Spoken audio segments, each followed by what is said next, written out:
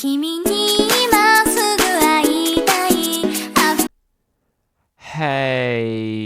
guys, it's me, the Stardust Dash, and I'm gonna be reacting to Oddish Hime's video about Princess Cadence from French's Magic. So yeah, let's go.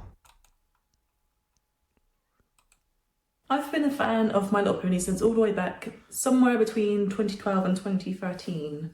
And upon rewatching it recently, I find myself asking the same.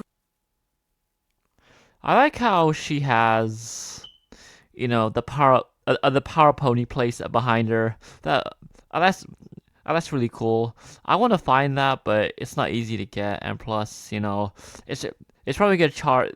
It's probably gonna cost a lot of money here. So yeah.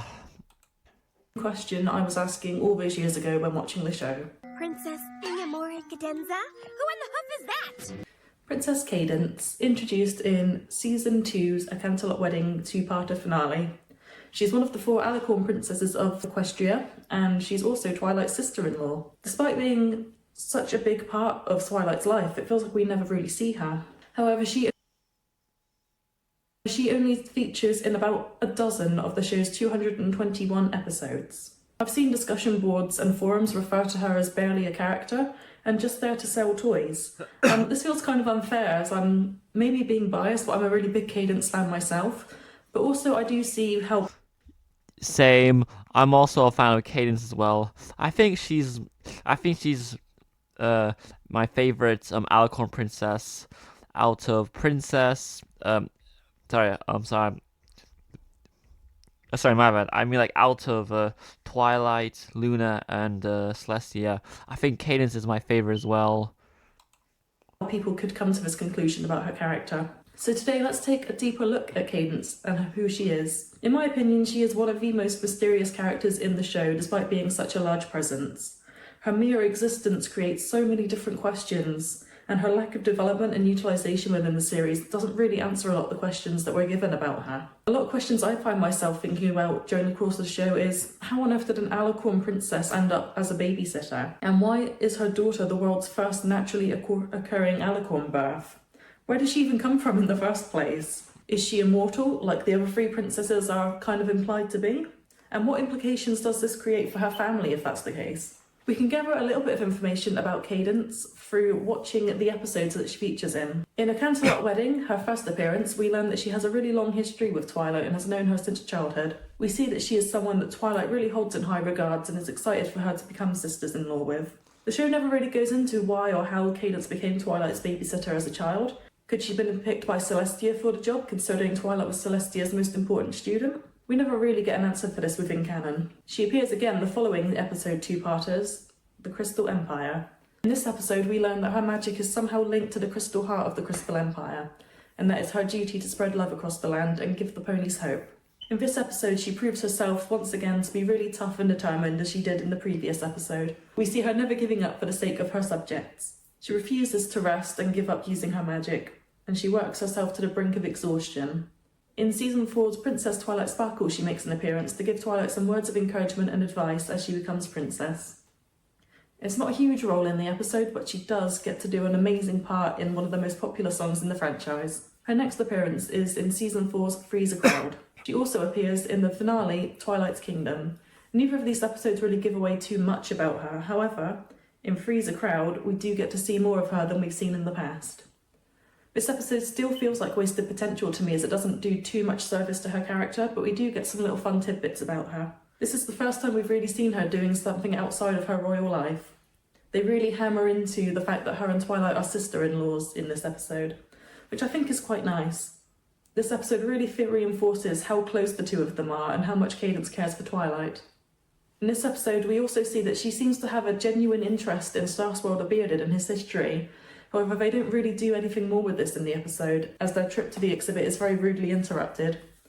This has never been really discussed prior to the episode and is never discussed again afterwards, which seems like a real shame.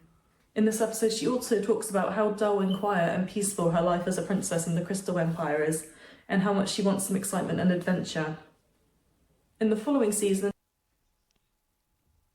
I mean, to be honest, I think Discord was trying to help Twilight and Cadence bond or something because he did say that like they were both, I don't know what's the word, nervous or something. I guess I don't really know how to explain it, but you know what?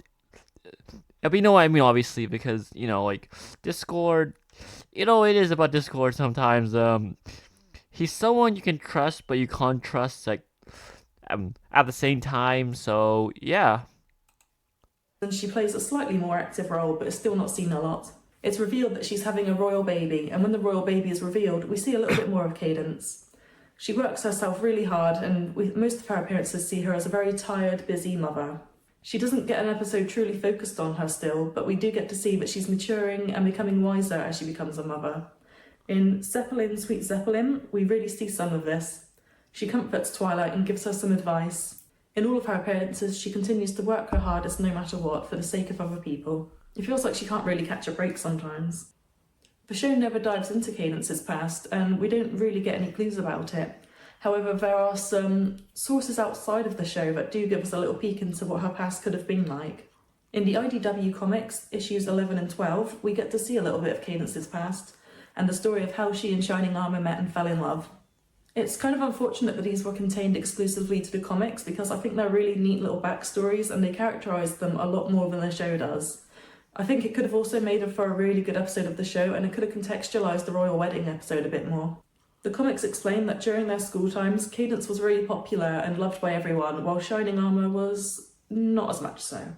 Their first encounter was an accident when they bumped into each other and she helped him up off the ground. It's cliche, but it works.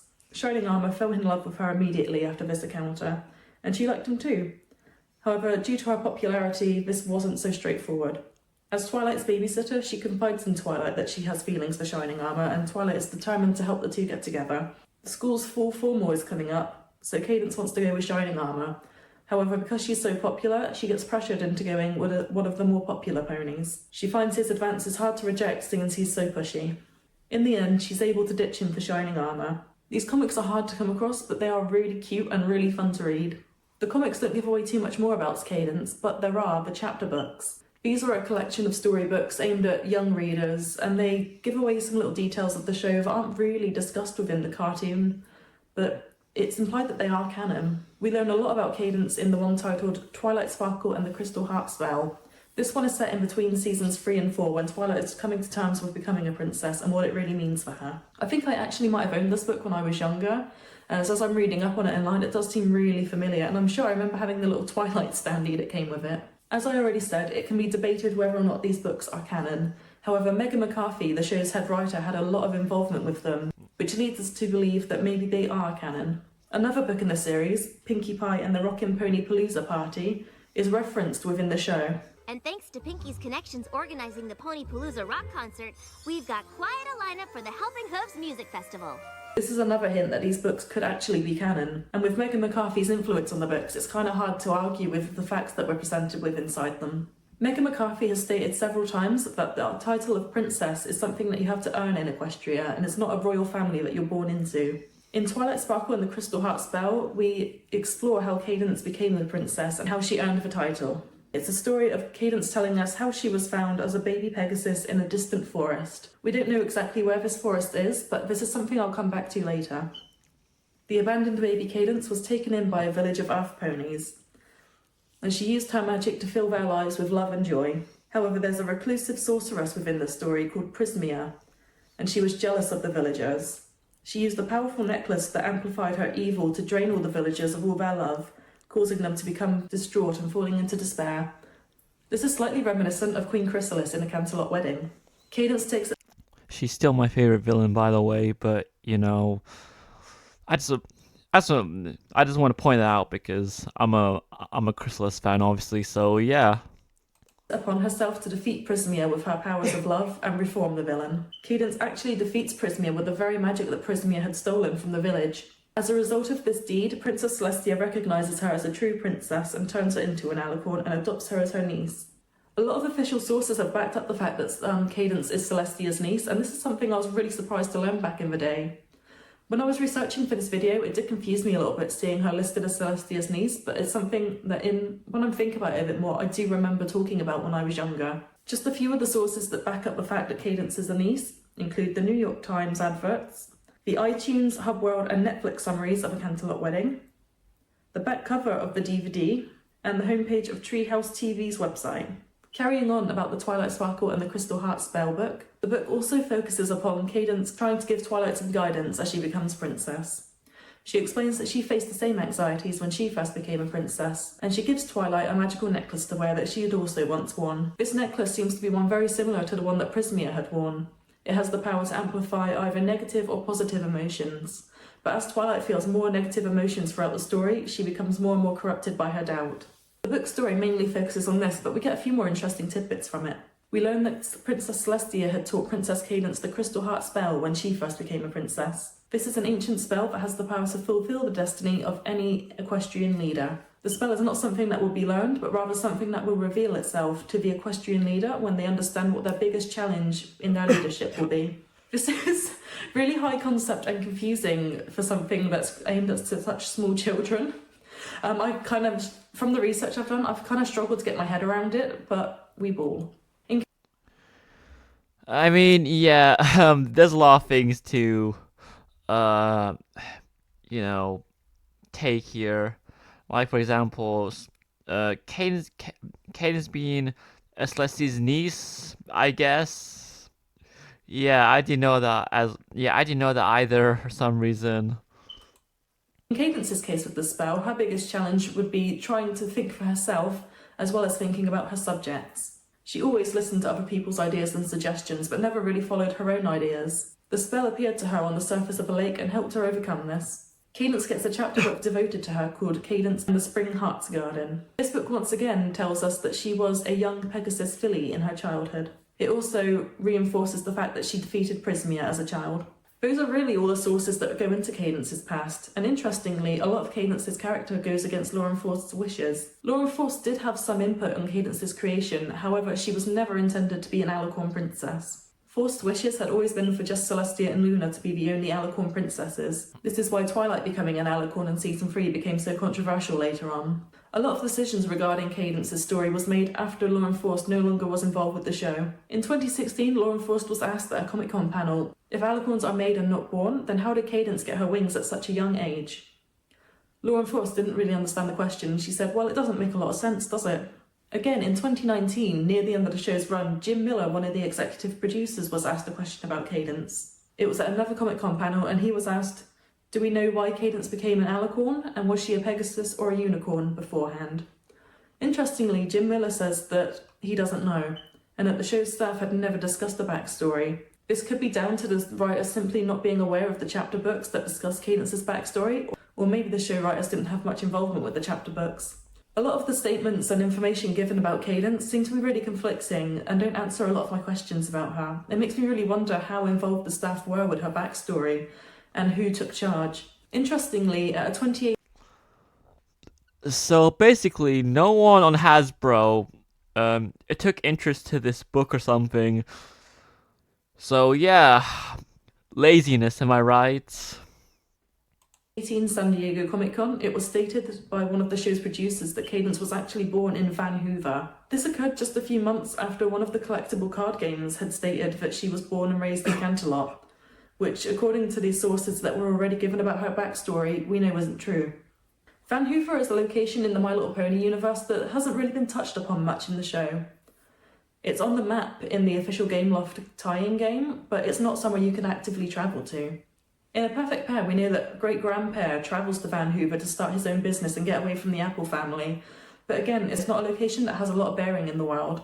Another tidbit about Vancouver is that A.K. Yearling's house is supposedly located just on the outskirts of it within the forest. Cadence being born in Vancouver could check out with this bit of information. We know that there's a lot of forest surrounding it, so it makes sense that she could be abandoned there as a young child. So in the end, what do we know about Princess Cadence? Outside of all the information given to us in the show, who can really be sure what the truth is about this pony? I'm a really big fan of her and I want to keep learning as much as I can about her backstory. I personally really like the story of her being a Pegasus baby and being found and raised into a princess. I read online somewhere that if you are born a unicorn, then you get the big long flowing mane when you become an alicorn, but if you're born a Pegasus, you get the colourful wings. And Cadence being the only one to have the colourful wings out of the four main princesses does kind of make sense. Even without tons of information about her, I still think Princess Cadence is a really awesome character and she's such a great part of the show. I don't think a character needs to be super deeply fleshed out for us to think they're a great character. I think we're given just enough to really love Cadence as she is. She's very kind and strong and so interesting to think about.